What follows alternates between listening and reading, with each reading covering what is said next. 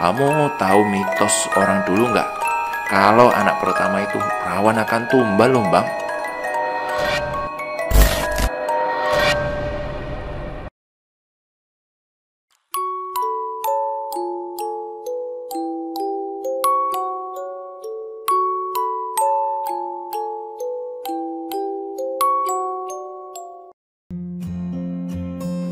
Assalamualaikum warahmatullahi wabarakatuh. Teman-teman, untuk direkam. Saatnya saya bacakan cerita baru. Masih tulisan Restu Wiratmaja. Dan kali ini, sebelum teman-teman mendengarkan ceritanya, klik tombol subscribe, like, dan juga biasain absen di kolom komentar sebagai dukungan teman-teman ke channel ini. Dan seperti apa ceritanya, mari kita dengarkan bersama-sama. Bersekutu dengan Nyi Ratu. Kali ini, Wira akan menemani kalian sebuah cerita yang diangkat dari kisah nyata. Berawal dari seorang keluarga yang memiliki usaha yang baik dan sangat melonjak omsetnya di setiap hari. Sebut saja Pak Bambang dan Ibu Lastri. Keduanya memiliki bisnis yang berbeda, namun memiliki tujuan mereka tetap sama. Pak Bambang berjualan di dekat pasar, sedangkan Bu Lastri hanya mengandalkan sosial media sebagai alat bantu penjualannya. Keduanya sukses mendapatkan banyak sekali keuntungan dari masing-masing jualannya. Dan suatu hari, bapak dari Pak Bambang mendatangi rumahnya sambil membawa istri tercinta bernama Ibu Sartika. Sedangkan bapak dari Pak Bambang bernama Pak Atmojo. Mereka berdua bermaksud untuk membicarakan kehidupannya masing-masing.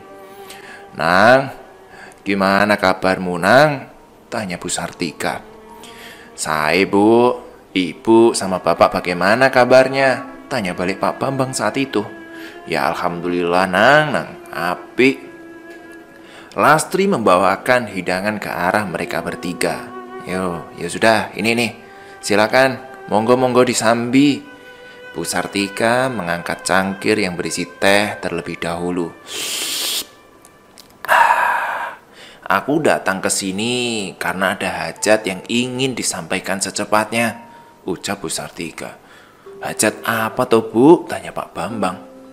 Bu Sartika menyeruput kopi lagi dengan tenang.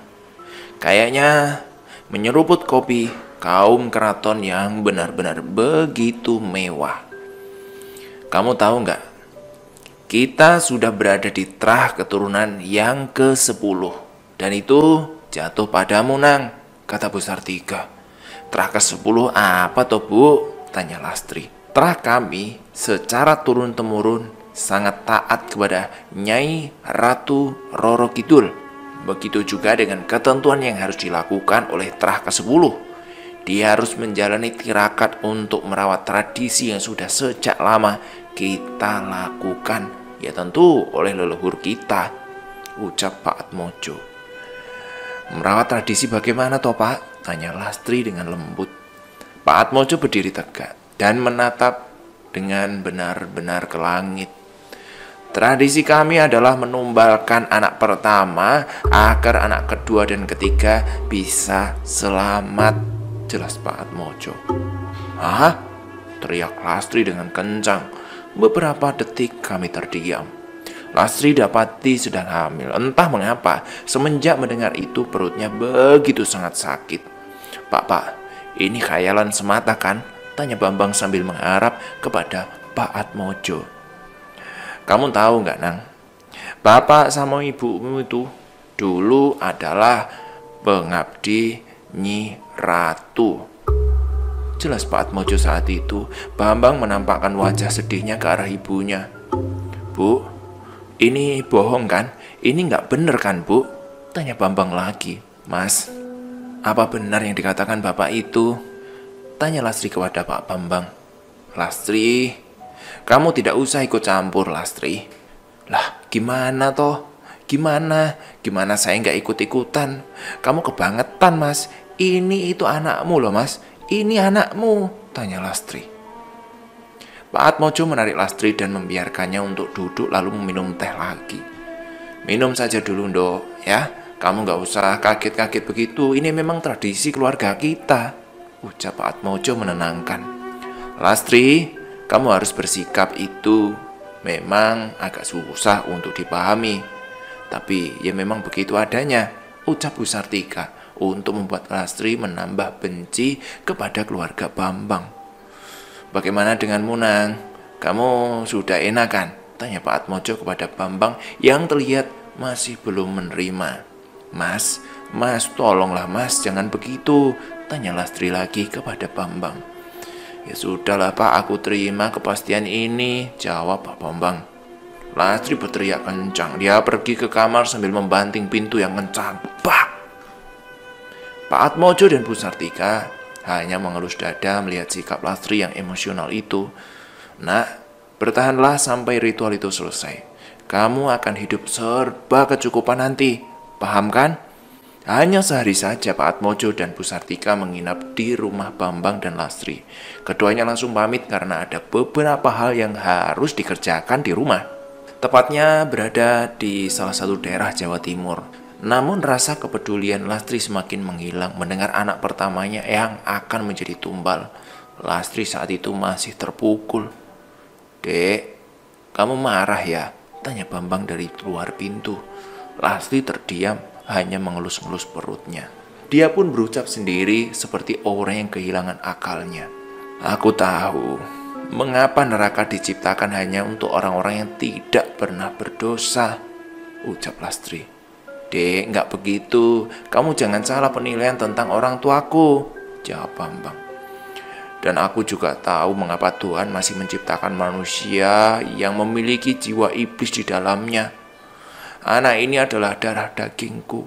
Aku tak akan membiarkan anak ini menjadi korban tumbal atas adat keluarga yang aneh ini, ucap Lastri masih dalam. Prak! Bambang mendobrak pintu dan langsung menampar Lastri. Teruslah bicara, teruskan ocehanmu. Lastri memegangi pipinya yang tertampar keras oleh Bambang. Aku tak sanggup lagi. Di zaman yang serba modern seperti ini kok masih ada hal yang seperti ini. Kenapa masih ada manusia yang berhati keras sepertimu, Pak? Jelas Lastri saat itu. Bambang semakin geram. Dia pun mencoba untuk meyakinkan Lastri agar mendengarkan segala nasihat dan perkataannya. Bentar. Kamu tahu nggak, Dek? Aku juga tak mau anak ini menjadi korban. Tapi apalah daya, aku ini terah ke-10. Aku tak bisa menolaknya. Jika tidak, Dek, Nyi Ratu akan marah dan menarik semuanya. Menarik seluruhnya.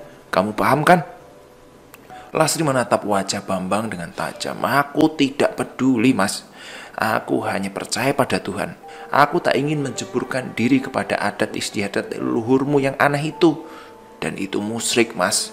Kamu tahu betapa sakitnya hatiku mendengar ucapan kotor ayahmu itu, jelas Lastri. Bambang mencoba menenangkan diri dan diam. Mengapa kamu menuruti hal yang haram itu, Mas? Hah? Kenapa? Apakah di dunia ini sudah susah mencari pasokan halal? Apakah hanya jalan itu saja yang agar keluargamu bisa bahagia? Apakah kamu tidak rindu dengan suara tangisan bayi yang kecil merengek minta pelukan hangat dari bapaknya? Hah? Lastri terus marah saat itu. Bambang pelan-pelan meneteskan air mata penyesalannya. Dia berada di kondisi si malakama. Menolak salah, menerima pun tidak bisa. Ya sudah, aku yakin, Mas. Suatu saat kamu akan menyesal dengan perbuatanmu ini. Kamu akan kehilangan permata yang indah di dunia ini demi batu kerikil tajam yang menusuk itu. Lastri terus mengumpat. Bambang meninggalkan Lastri sendirian di kamar. Lastri masih mengelus-elus perutnya sambil berucap, Nak, kamu jangan takut ya, Nak. Bunda ada di dekatmu. Ketika hari kelahiranmu tiba, jangan takut, Nak. Bunda akan di sisimu, jelas Lastri. Sementara itu, Bambang pergi ke pasar untuk berjualan. Lastri ditinggal di rumah. Lapak Bambang tidak bisa dibilang sangat strategis karena Bambang selalu mendapatkan keuntungan yang besar dengan posisi yang strategis itu. Bang, istrimu sudah berapa bulan? Tanya Suparno, orang yang berjualan di dekat lapaknya. Sebentar lagi melahirkan, Mas. Bang, kenapa dengan wajah kamu itu kok beda dengan seperti biasanya? Tanya Suparno. Ah, tidak apa-apa kok mas, aku hanya kurang istirahat saja. Bagaimana kabar istrimu? Tanya Bambang. Istriku juga sebentar lagi melahirkan loh. Kayaknya jarak kelahiran istriku dan istrimu sama. Bambang hanya terdiam. Dia tak memilih untuk membalas lebih jauh tentang kelahiran anak pertamanya. Kamu tahu mitos orang dulu nggak? Kalau anak pertama itu rawan akan tumbal loh bang. Apa kamu nggak takut? Tanya Suparno. Maksudnya gimana Thomas? Bambang pura-pura tidak mengerti soal pembahasan Mas Suparno. Dahulu ada satu keluarga yang melakukan pesugihan Nyi Ratu Kidul. Lalu orang tuanya menumbalkan anaknya demi kepentingan pribadinya. Aku harap itu hanya mitos belaka ya bang, jelas Suparno. Hati Bambang ingin berkata bahwa cerita itu benar adanya, tapi sepertinya mulutnya terbungkam. Dan yang anehnya ya bang, untuk mendapatkan anak kedua dan ketiga, dia harus bersetubuh dengan siluman ular agar mampu mendapatkan anaknya kembali dan juga kekayaannya. Itu tahun berapa Thomas? Katanya 1970 tahun lalu lah. Suparno mendekati Bambang yang tampak terkejut mendengar cerita yang berkembang di saat itu. Kamu kenapa tuh bang kok berbeda? Apa yang salah dengan ucapanku? Ya maaf ya bang kalau ada sesuatu yang gak enak. Mas, apa mas tahu di mana rumah keluarga itu? Apa mas tahu? Bentar-bentar toh. Ini kan sudah cerita lama bang. Gimana ya? Bang, kamu itu kenapa toh? Apa ada yang salah dengan ceritaku tadi? Tanya Suparno. Mas memang tahu tentang rumah tangga itu mas. Apa mas tahu? Tanya Bambang penasaran. Kan itu udah cerita lama mas. Bambang hanya bisa merenungi segala perkataan Suparno saat itu. Kenapa muka kamu ketakutan seperti itu mas? Tanya Suparno dengan lirih, tepat di telinga Bambang. Ah, apa sih kamu tuh mas? Enggak kok. Apa jangan-jangan kamu bagian dari keluarga itu? Atau kamu memang keturunannya ya? Bambang memasang ekspresi wajah yang penuh ketakutan. Dia kembali ke kiosnya dan berusaha melupakan apa yang barusan terjadi. Namun hati Suparno sangat yakin bahwa Bambang menyimpan rahasia yang belum diketahui oleh orang lain. Di rumah Bu Sartika dan Pak Atmojo. Setiap tahunnya Nyi Ratu mendapatkan banyak tumbal dari segi letak kesepakatan awal ya Bu. Ya karena itu kita juga tidak bisa memprediksi datangnya kapan tumbal itu bakalan tiba. Kesepakatan awal memang sangat membingungkan bagi kita Pak. Itu bukan kesalahan kita juga, namun itu sudah menjadi alur cerita kehidupan kita kan. Segala nasib, tujuan dan kehendaknya sudah berjalan dengan sempurna di bawah titah Nyi Ratu, jelas Ibu Sartika. Mengenai anak pertama, apakah kita menumbalkannya tepat setelah melahirkan? Pertanyaan Pak Atmojo ini membuat Ibu Sartika tertawa kencang. Tepatnya Pak, tampaknya Pak Atmojo belum memahami sedikit pun tentang apa yang dikatakan olehnya. Kau tahu, tak pernah memahami orang lain sepertinya ya. Itulah mengapa untuk memahami diri sendiri pun sepertinya kau tak bisa Pak, jelas Ibu Sartika. Aku jelaskan kembali ya. Nyi Ratu akan menyiapkan waktunya ketika kembang mulai berguguran dan laut pantai tidak tampak pasang dan juga tidak tampak surut. Lalu bau pasir pantai sangat harum untuk dijadikan langkah pijakan seorang ratu, Nyi Ratu Kidul, jelas Ibu Sartika. Jadi kesimpulannya, tepat di waktu itu kekayaan kita akan menambah. Semua yang terlihat dengan kita akan menjadi tarikan tumbal bagi kita sendiri ya. Jangan heran ya, jika nanti ada teman terdekat Bambang yang anaknya akan ditumbalkan. Itu karena ikatan hubungan ya. Pak Atmojo sangat ngeri mendengarnya. Dia seperti melihat sosok iblis yang begitu nyata berada di depannya. Ya, itu Ibu Sartika. Ya sudahlah, persiapkanlah saja di waktu besok. Karena kemungkinan kembang-kembang akan bermekaran dan bau pasir sudah tercium jelas. Akan aku siapkan semuanya. Tepat di siang hari, tepatnya di pasar, Suparno sudah siap untuk menutup warung. Namun tidak untuk Bambang. Dia masih sibuk dengan kondisi yang belum siap untuk pulang itu. "Mas, kamu balik apa tidak?" jelas Suparno. "Kamu duluan saja lah mas, aku masih mau ngitungin ini dulu." Suparno tampak curiga dengan keadaan Bambang yang sekarang, seperti merasa tertekan dengan sesuatu. "Oh ya sudah kalau gitu, aku pulang dulu ya mas. Oh iya jangan lupa, istri kamu nungguin di rumah tuh," ucap Suparno. Bambang memasang wajah cuek dan tidak peduli. Dia hanya mementingkan uang, dan uang. "Alah, pengeluaran kok lebih banyak ya. Gimana ini? Sama sekali nggak ada bedanya," keluh Bambang. Dia pun bersiap-siap untuk menutup kiosnya kembali. Tepat di rumah Suparno. Suparno terkenal dengan pria yang sangat mencintai istrinya. Apapun itu, dia juga sangat menantikan kelahiran anaknya.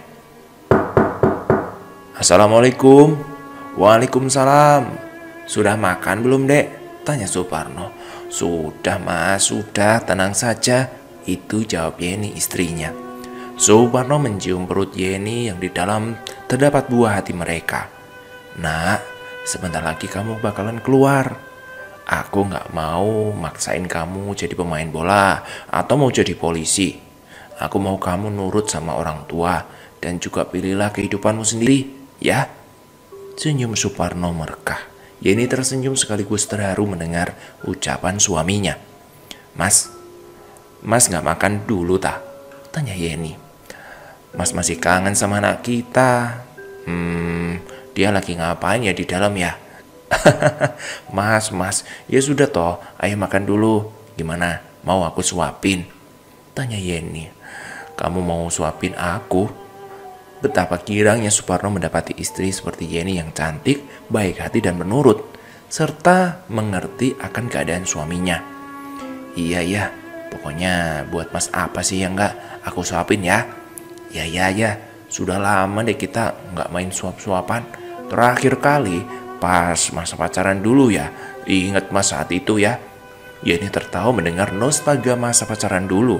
Keduanya dipertemukan di suatu tempat yang sangat indah dan berkesan sampai sekarang. Di rumah Lastri berbeda. Lastri, kok pintu depan dibuka kayak gini toh? Kalau ada maling bagaimana?" teriak Bambang dari kejauhan. Lastri keluar dari kamar dengan menggunakan mukena. Tampak perut buncitnya sudah membesar. Dia langsung menutup pintu dan kembali lagi ke kamar. Bambang yang melihat tingkah aneh istrinya langsung naik darah dan menggedor-gedor pintu lagi. Buka pintunya sekarang," teriak Bambang. Lastri membuka pintu kamarnya dan menatap cuek dengan amarah. "Kamu kenapa toh? Kenapa? Ada suamimu baru datang, bukannya disiapin kopi atau makanan. Malah fokus ngaji. Pintu depan dibuka lebar. Gimana kalau ada maling? Kamu mau tanggung jawab?" "Udahlah mas, udah. Kamu tuh datang-datang berisik. Kamu mau apa sekarang?" tanya Lastri. Bambang mendekati wajahnya Lastri sambil mengucap, "Kamu mau anakmu menjadi tumbal? Jika tidak mau, turuti kemauanku," ucap Bambang saat itu. Ekspresi wajah Lastri berubah menjadi sangat ketakutan. Dia terus memegangi perutnya. "Buatlah aku kopi sama makanan ya," pinta Bambang. Lastri pun membuatkan kopi untuk Bambang. Di sela Bambang sedang merenung, dia teringat akan perkataan kedua orang tuanya. Pikirannya terbenam saat ketika Lastri hadir sambil menyuguhkan kopi. Sebentar. Sini. Aku mau bicara denganmu." Lastri kemudian duduk di hadapan Bambang. "Kau tahu, hari-hari ini aku sedang memikirkan keselamatan anak kita yang berada di perutmu itu. Aku tak tahu harus berbuat apa selain menyerahkan kepada kedua orang tuaku. Namun dengan kondisi mentalmu, uang sekarang aku merasa sangat kasihan." Lastri tetap terdiam. Dia cuma bisa mendengarkan. Dia tak berucap sepatah-patah pun untuk di hadapan Bambang itu. "Kau tahu, Yeni. Tahu tuh ini kan? Istri Suparno. sebentar lagi juga mau melahirkan. Bambang melanjutkan perkataannya. Aku tahu naluri perempuan saat mendengar kabar anaknya akan dijadikan tumbal. Bambang memegangi kedua tangan Lastri, namun Lastri menariknya kembali. Kamu masih mencintaiku kan? Jawab. Lastri pun memberanikan diri untuk menatap Bambang. Apakah cinta bisa disertakan dengan rasa sakit yang aku rasakan, ha? Jawab Lastri itu membuat Bambang terenyuh. Aku akan menjadi seorang ibu. Kau akan menjadi seorang ayah. Mengapa kita tidak pernah menyukuri hal sebesar ini dari Tuhan? Mengapa hanya harta yang menjadikan patokan kebahagiaan kita? Kenapa, Mas? Aku tahu ini berat, namun aku adalah terah ke-10. Tidak mungkin aku melanggar pantangan keluargaku sendiri. Jelas Bambang. Kalau begitu, mengapa tidak kau ceraikan aku? Apa itu membuatmu juga akan menjadi ambisius untuk mengejar anak ini? Hah? Lastri terus bertanya. Apa kamu gila ya? Anakmu adalah tujuan dari kita semua. Jika memang itu tujuanmu, aku tidak akan membiarkan tanganmu untuk menyentuh jari jemari anak ini. Dengarkan itu. Dia pun pergi meninggalkan Bambang seorang diri. Betapa sakitnya hati Lastri ketika diketahui pernikahan di antara keduanya adalah karena pesugihan semata. Bambang sendiri tidak percaya bahwa kehadiran seorang orang tua benar-benar membuat dirinya tertekan mentalnya saat ini. Pantas saja ibunya pernah mengatakan sesuatu yang rahasia tentang wanita yang harus dinikahinya. Ibu Sartika pernah berkata padanya, menikahlah dengan seorang wanita yang bodoh. Dia akan mencintai suaminya lebih dari apapun. Jika telah hamil, persiapkan dirimu untuk menjadi penerus dari keluarga yang mengabdikan diri kepada tuanmu. Nyi Ratu Kidul. Sejak puluhan tahun yang lalu, leluhurnya telah menjadi abdi dari Nyi Ratu Kidul. Dan ketika keturunan ke-10 ingin memiliki keturunan lagi, pilihannya hanya 2. Ambil anaknya di masa hamil atau setelah melahirkan. Masa kelahiran Lastri sudah akan tiba. Begitu juga dengan persiapan yang telah dilakukan oleh Bambang telah matang.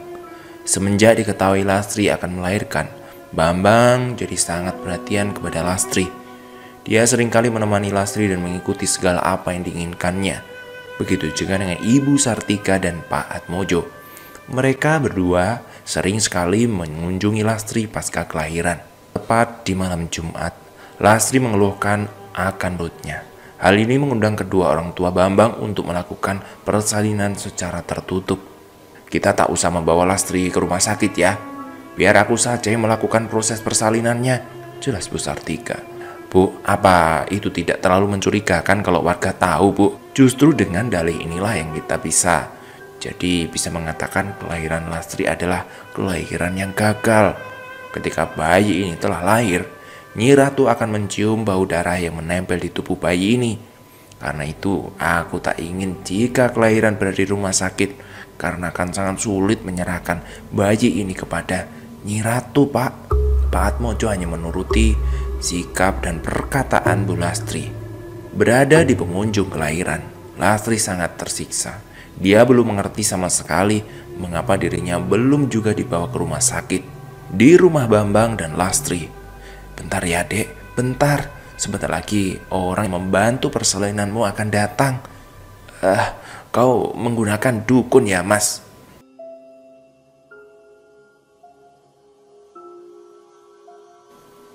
Di rumah Pak Bambang dan Lastri. Sabar dek, sabar. Sebentar lagi orang yang akan membantu persalinanmu datang. Hah? Kau menggunakan dukun, Thomas? Tanya Lastri. Ya, sudahlah, tidak ada waktu lagi. Aku tidak ingin terlalu berisiko terhadap masa kelahiran anakmu. Akhirnya, masuklah 2 orang misterius. Si dukun itu menggunakan menutup wajah dan tampak sangat misterius. Padahal dukun itu adalah Ibu Sartika sendiri. Mangga, silakan masuk Mbah, ucap Bambang. Sedangkan 1 orang lagi yang menyiapkan air hangat di bawah wadah. Kelahiran pun tiba. Lastri dengan sekuat tenaga mendorong bayi itu keluar dari rahimnya. Dukun itu mencoba untuk mempermudah Lastri agar mengeluarkan bayi itu. Nafas Lastri sudah tak kuat untuk mendorong bayi itu. Namun anehnya, di sela-sela lemahnya tubuh Lastri, bayi itu justru keluar dengan selamat dan memekikkan tangisan yang benar-benar dirindukan oleh Lastri. "Bayiku, bayiku," ucap Lastri ternyuh terhadap dukun yang membantu persalinannya. Dukun itu adalah Ibu Sartika, membawanya langsung menuju keluar kamar. Lastri heran, bagaimana bisa dukun itu membawanya sedangkan dirinya belum melihat wajah dari anaknya. Mbah, mau dibawa kemana bayiku?" tanya Lastri.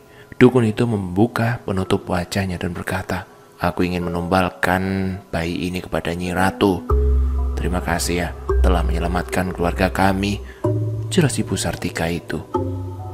Ibu?" teriak Lastri. Ibu Sartika tersenyum kepada Lastri dan membawa keluar dari kamar. Lastri berteriak dan meminta kepada suaminya Bambang untuk mengambil bayi itu.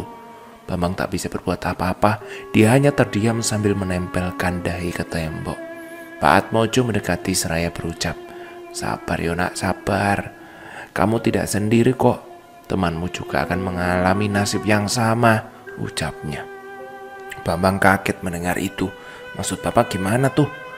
"Semua yang berhubungan denganmu akan menjadi korban dari tumbal ini.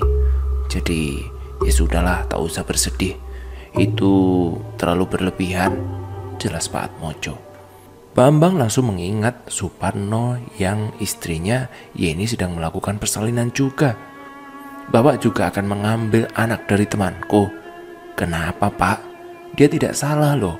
Dia tidak ada hubungannya dengan ini." "Sudah aku bilang, kita adalah abdi dari Nyi Ratu. Semua yang berhubungan dengan kita akan mati nak," ucapnya sambil tersenyum. Bambang langsung berlari ke arah kamarnya.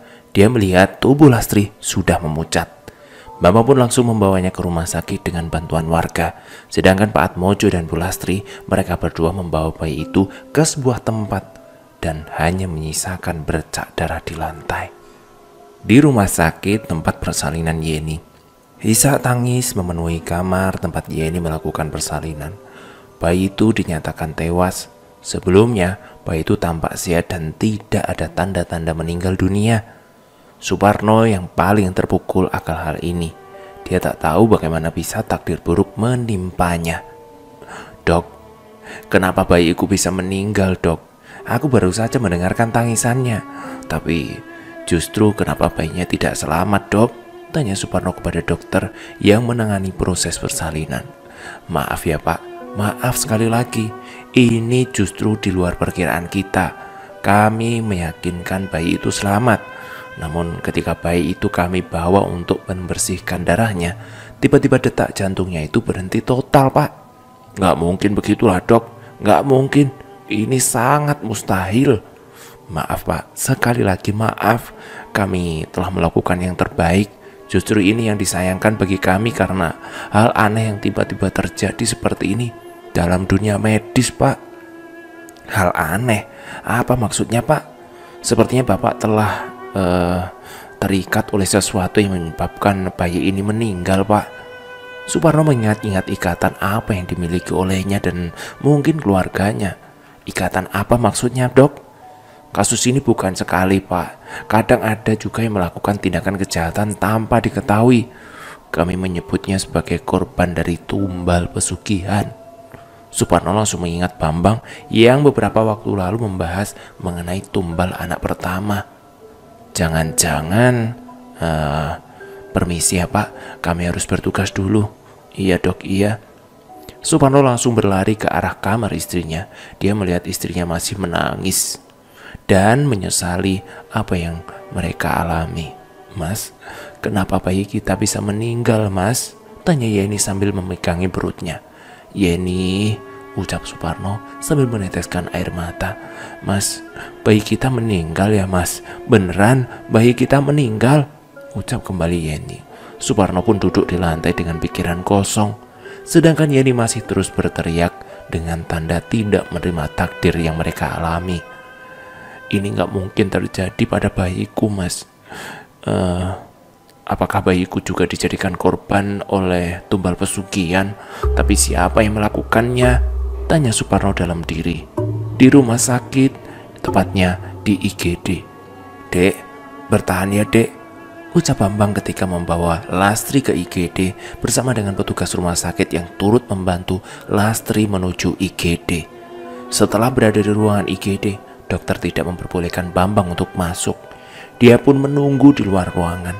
Dalam benaknya, Bambang masih memikirkan nasib bayinya dan nasib bayi Suparno yang dinyatakan akan menjadi tumbal juga. Di sela-sela buntunya pikiran, dia pun berjalan menuju luaran untuk sekedar mencari warung dan menenangkan diri. Namun dari kejauhan, Bambang melihat Suparno yang sedang duduk lesu di sebuah warung. Bambang menghampiri Suparno dan bertanya apa yang sebenarnya terjadi dalam persalinan istrinya. "No, gimana anakmu?" tanya Bambang. Suparno terkejut. Bambang menghampirinya.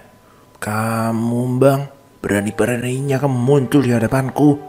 No, kamu kenapa? Anakku mati."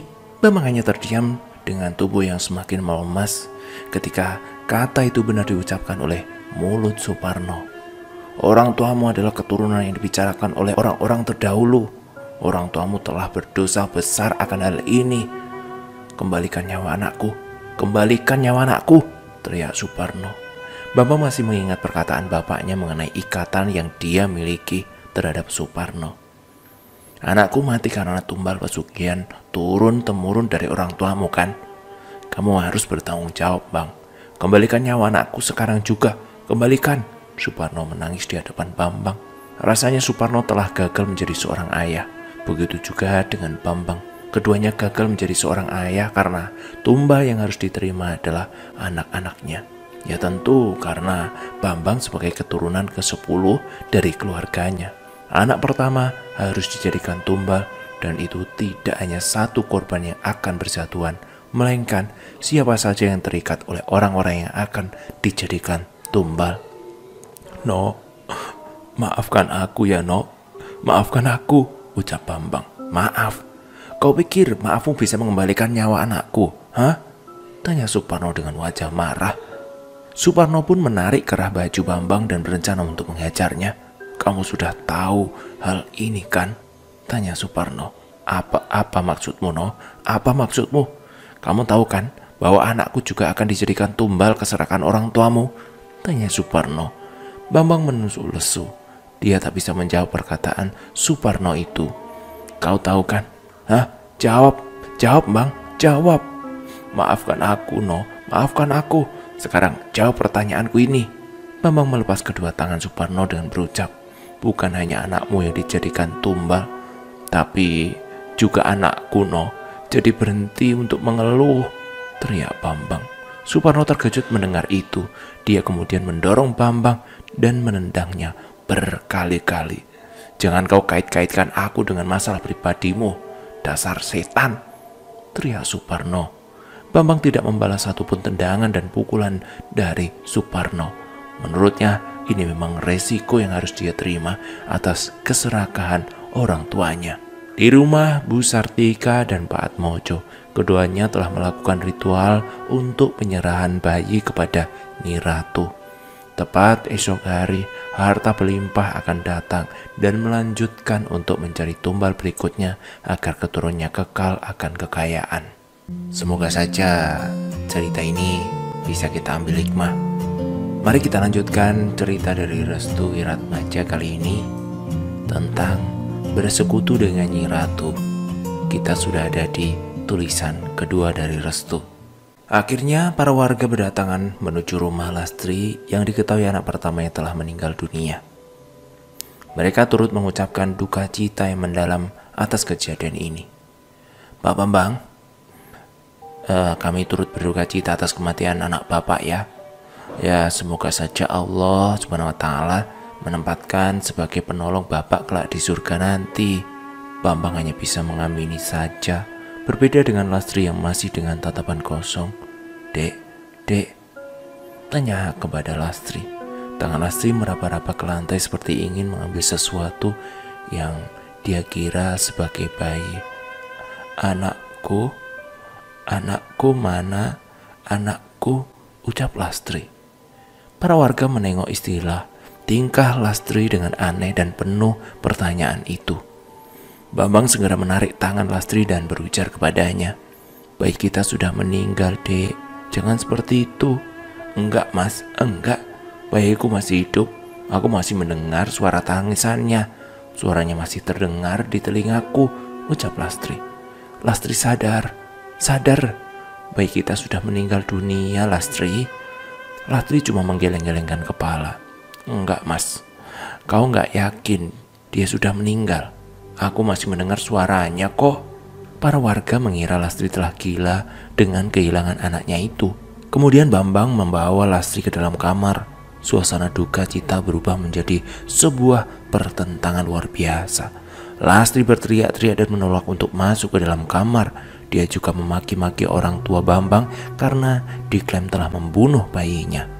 Bambang tetap memaksa memasukkan Lastri ke dalam kamar. Ia tidak tega manakala kehormatannya jatuh atas istrinya sendiri. Walau begitu, para warga telah mengetahui isi hati Lastri yang menginginkan perdamaian dalam hatinya. Dia juga menginginkan ketenangan serta keadilan.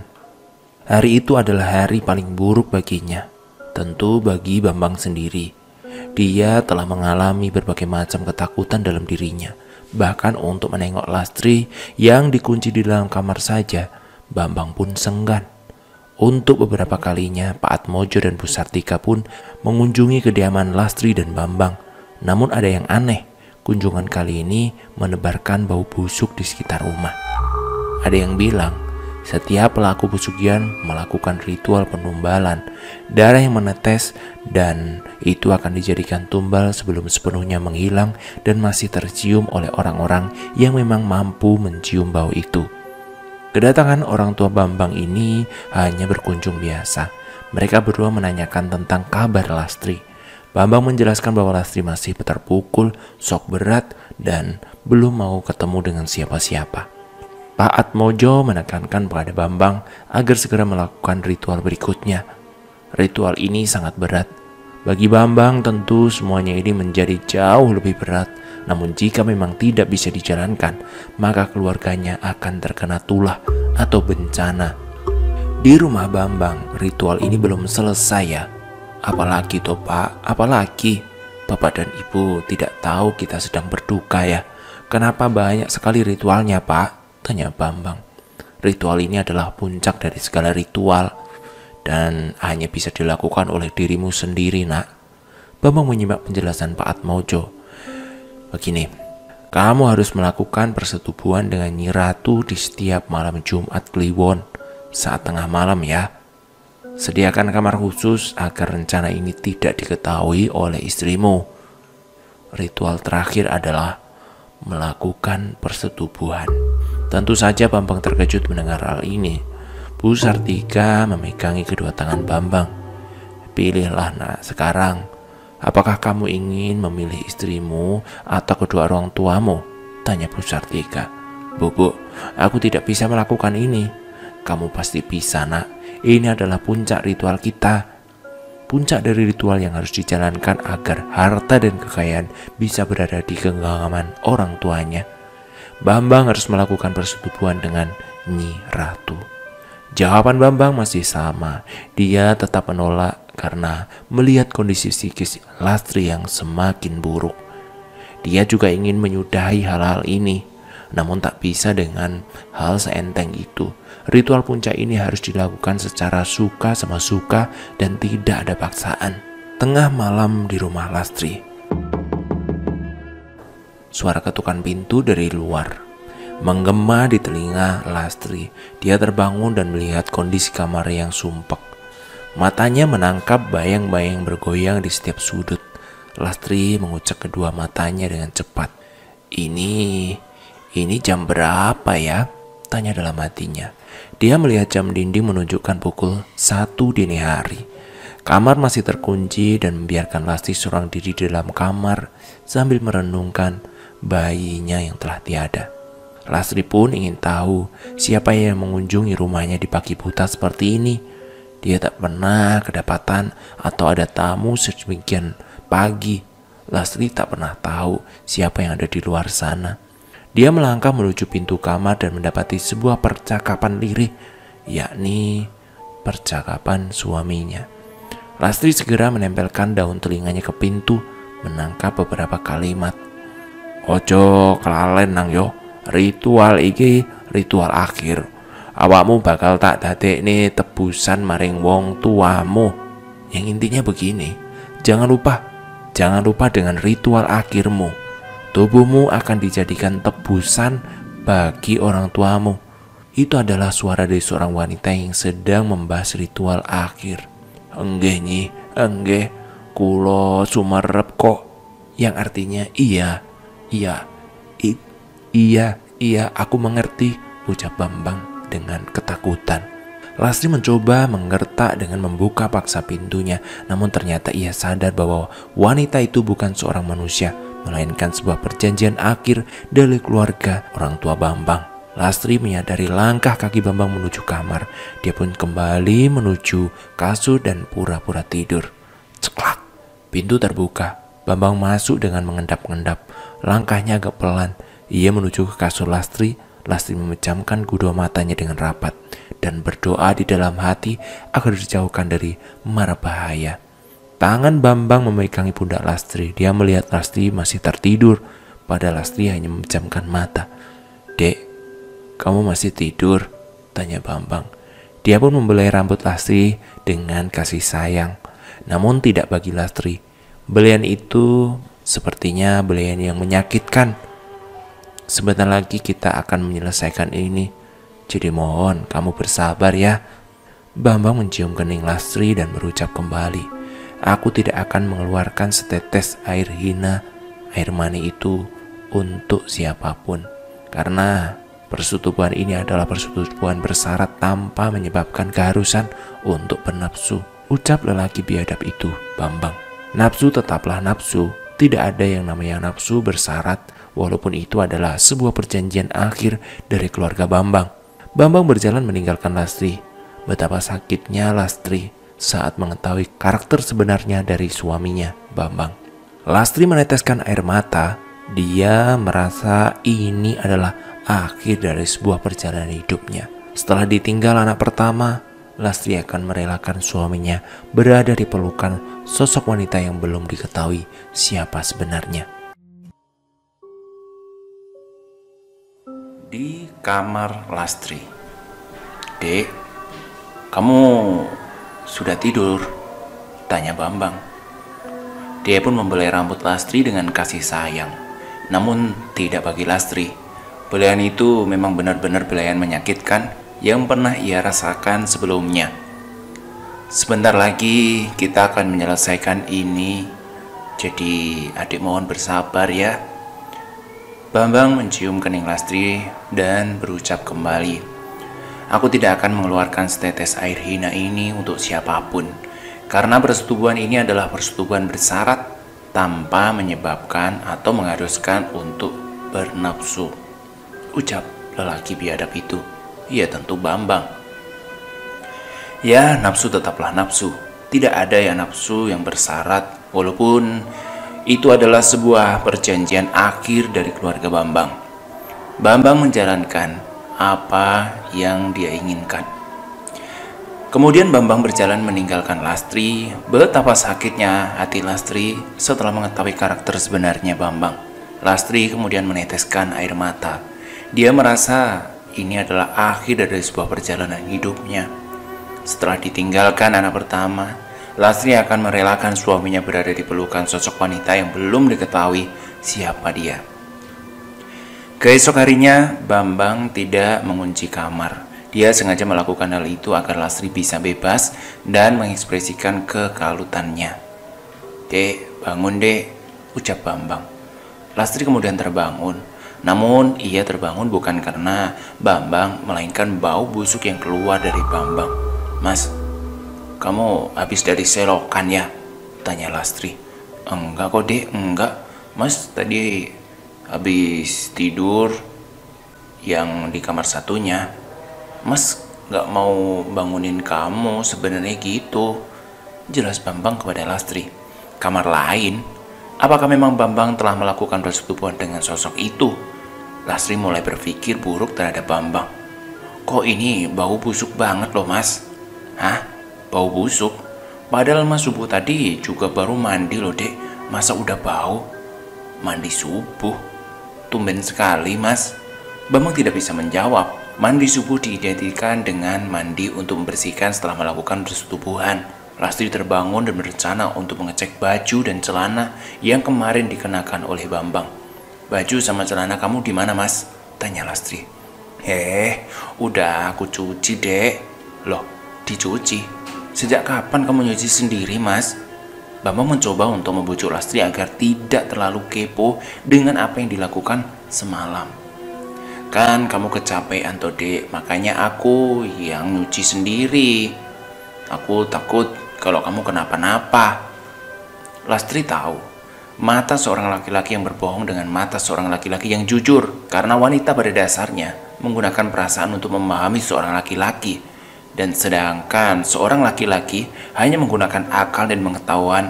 Perempuan sangat peka soal hal ini. Dek, kamu mau makan? Enggak mas, enggak. Aku tak mandi aja. Oh ya wes. Baiklah kalau gitu. Mas nanti antar ya. Enggak usah mas. Kan biasa juga aku mandi, enggak usah dianterin. Bambang kebingungan untuk menghadapi Lastri yang realistis ini.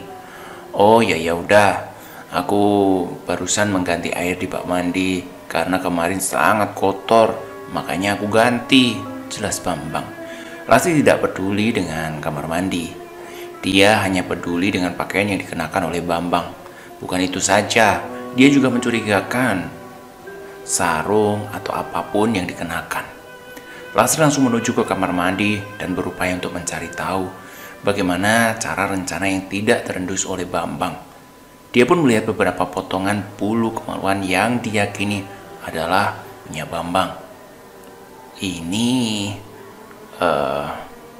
sejak kapan juga Bambang mencukur. Pikiran Lastri sudah mulai kalut. Lastri mengingat-ingat ucapan semalam. Dia tahu betul bahwa Bambang berbicara dengan seorang wanita. Mungkin dia juga akan menemukan beberapa teka-teki di dalam ruangan yang dikatakan sebagai tempat tidur Bambang selama ia mengunci Lastri di dalam kamar. Selesai mandi, Lastri langsung menuju kamar untuk mengganti baju. Ia juga masih mencium bau busuk itu. Entah itu asalnya dari mana. Lastri pun menemui Bambang yang sedang berada di depan rumah sambil menatap ke arah warga. Dek, sudah mandinya? Tanya Bambang. Iya ini mas, sudah. Bambang bangkit dari duduk dan mengajak Lastri untuk berkunjung ke rumah orang tuanya. Dek, hari ini kita disuruh ke rumah ibu sama bapak. Kamu sudah sehat kan? Tanya Bambang. Setiap kali ada sesuatu masalah janggal, pasti Bambang langsung mengajaknya ke rumah orang tuanya.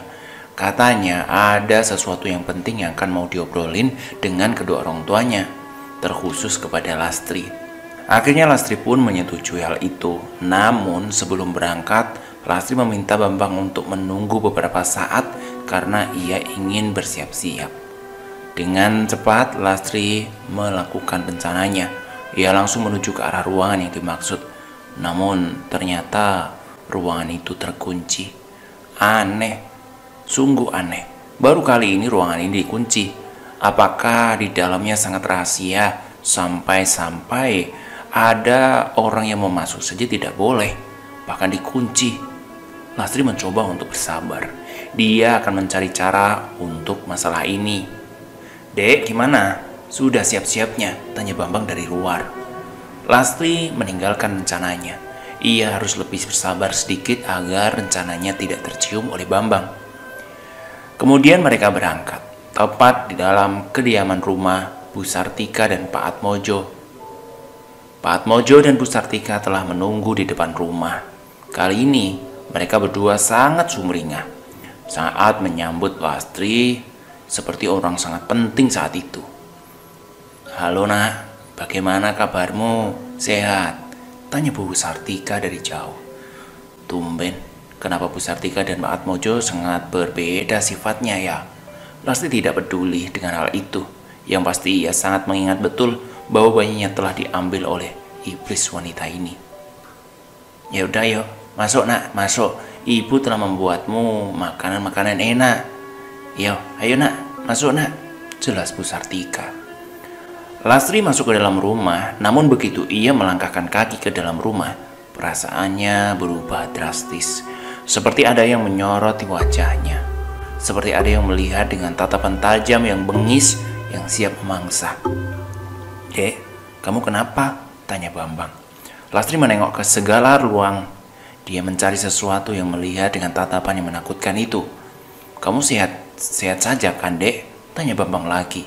Mas, apa perasaanku saja ya? Kok sepertinya ada sesuatu yang melihatku dari jauh. Dan itu banyak. Tapi kok nggak ada wujudnya ya? Tanya Lastri.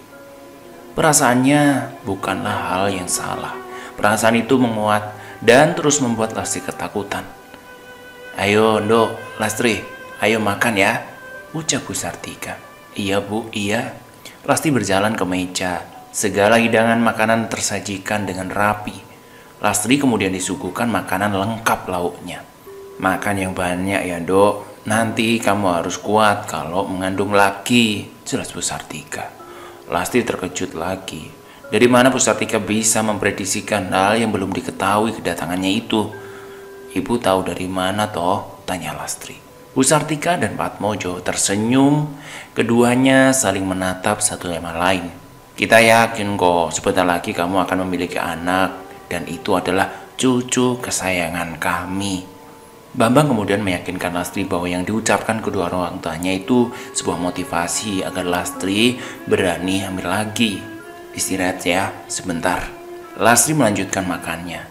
Dia tak peduli lagi dengan perasaan kacaunya yang ingin melakukan sesuatu, yaitu terus bersabar dan menghadapi semuanya ini dengan tenang. Ya tentu agar rencananya tidak kacau atau tercium keluarga Bu Sartika. Setelah selesai, Bu Sartika mengajak Bambang untuk berbicara empat mata dengannya di sebuah kamar. Lastri membututinya dari belakang. Lastri mencoba menangkap apa yang diobrolkan keduanya. Bagaimana? Kamu telah melakukan hal itu apa belum? Tanya Bu Sartika. Sudah, Bu, tadi malam. Ingat, malam ini yang terakhir. Jadi kamu harus bisa merahasiakan ini kepada Lastri ya. Jika anak kedua kamu lahir, dia akan selamat. Lastri terkejut mendengarnya. Rasanya baru kali ini dia menemukan manusia yang benar-benar melampaui batas kemanusiaannya. Lastri pun terburu-buru kembali ke tempat semula. Karena memang keduanya telah selesai mengobrol. Bambang keluar dari kamar bersama Bu Sartika. Sedangkan Pak Atmojo, ia entah kemana semenjak Lastri memakan hidangannya pun hilang dari tempat makan. Dek, ayo kita pulang, ajak Bambang. Lastri kemudian mengiyakan. Dia tak mau berlama-lama di tempat yang menakutkan ini. Entah kenapa, perasaan Lastri tidak enak. Dia seperti memiliki perasaan buruk yang akan menimpa suaminya. Begitu juga dengan mertuanya. Akhirnya sampai di rumah. Datang malam di rumah Lastri. Kali ini Bambang tidur bersamanya. Hal ini cukup membuat Lastri penasaran. Ia memilih untuk tidur terlebih dahulu di awal. Waktu itu tidak seperti waktu biasanya. Dan kebenaran pun terungkap. Ketika di waktu pagi, Bambang bergerak-gerakkan tubuhnya seperti orang sedang melakukan persetubuhan. Lastri menyadari itu. Namun aneh, semenjak tadi Lastri tidak menyadari kehadiran seorang wanita. Ia juga mendengar suara desaan suaminya yang begitu memekik telinga Lastri. Lastri hanya bisa menangis kecewa. Di sampingnya benar-benar terjadi saat itu. Secara nyata suaminya melakukan hal yang tidak senonoh itu. Setelah usai, suaminya bangkit dan mengecek Lastri apakah ia masih tidur. Dan Lastri memejamkan kedua matanya rapat-rapat agar dia bisa menyembunyikan perasaan dalam hatinya. Dek, maaf ya, aku melakukan ini demi keluargaku. Maaf ya dek, ucapan itu keluar dari mulut Bambang. Ia pun mengecup kening Lastri dan bertolak menuju kamar mandi. Lastri tahu suaminya telah usai melakukannya. Lastri pun membuka kedua matanya yang telah senyap penuh air mata. Ia mencium bau air. Dan benar saja, ada bekas yang benar-benar berjajaran di kasur saat itu. Tidak mungkin suaminya melakukan hal yang saat ini sendiri. Perasaan seorang wanita yang mengetahui suaminya seperti itu merupakan sebuah neraka dunia baginya. Lastri pun hanya bisa berharap bahwa suaminya kembali ke jalan yang benar. Namun, ketika dia hendak tertidur lagi, Lastri mendengar suara teriakan dari arah kamar mandi. Dan suara teriakan itu berasal dari suaminya, Bambang. Lastri dengan cepat berlari ke arah kamar mandi untuk mengetahui apa yang sebenarnya terjadi. Sungguh hal yang tidak terduga terjadi pada suaminya. Lastri melihat suaminya telah tewas dengan wajah membiru. Mas, kamu kenapa mas? Teriak Lastri. Bambang meninggal dunia secara misterius. Denting kematian menggema di seluruh penjuru. Pengumuman akan kematian Bambang menjadi tanda tanya besar. Rumah Lastri penuh akan banyak warga yang ingin mengetahui kematian Bambang yang misterius ini. Dan anehnya, meninggalnya Bambang ini tidak dihadiri oleh orang tuanya, seperti lenyap dan ditelan bumi. Pak Atmojo dan Bu Sartika menghilang dari kediamannya. Keduanya tidak diketahui keberadaannya sampai sekarang. Dan akhirnya ada orang pintar yang membuka teka-teki dari kematian Bambang dan memberitahu mengenai perjanjian terakhir yang harus dilakukan. Orang itu bernama Pak Mamat. Pak Mamat datang bersama Suparno dan istrinya yang telah tahu perbuatan jahat Bambang. Suamimu berada pada keputusan yang membingungkan. Dia terjebak oleh perjanjian kedua orang tuanya. Persetubuhan yang dilakukan suami itu bukanlah suka sama suka. Maksud Pak Mamat apa? Tanya Lastri dengan nada sedih. Istri Suparno mencoba menenangkan Lastri yang sedang berduka. Suamimu menyayangimu. Dia melakukan persetubuhan itu dengan ketidaksukaan hatinya. Ia menjalani hal ini agar kamu selamat, jelas Pak Mamat. Jadi suamiku mengorbankan dirinya. Benar. Kedua orang tuanya telah ditarik ke alam lain karena melanggar perjanjian terakhir itu. Cobalah untuk memaafkan suamimu. Aku yakin dia sedang bersedih. Lastri tidak kuasa menahan derasnya air mata yang menetes. Ia merasa gagal karena tidak bisa menjaga suaminya. Dan untuk bayi yang ditumbalkan, kedua bayi itu adalah syarat awal. Jadi berhati-hatilah untuk tidak terjerumus ke dalam pesugihan itu. Lastri juga diminta untuk menjual rumah itu dan kembali ke orang tuanya. Karena rumah itu telah tercemar oleh bau busuk yang belum juga hilang sampai sekarang. Dan akhirnya dengan terpaksa, Lastri menutup masa lalunya.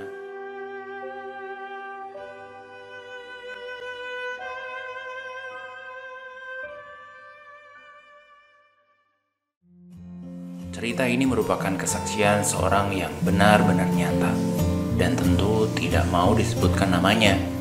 Semoga saja kita bisa mengambil hikmah dan pelajaran atas ini. Saya Restu Wiratmaja. Terima kasih. Assalamualaikum warahmatullahi wabarakatuh.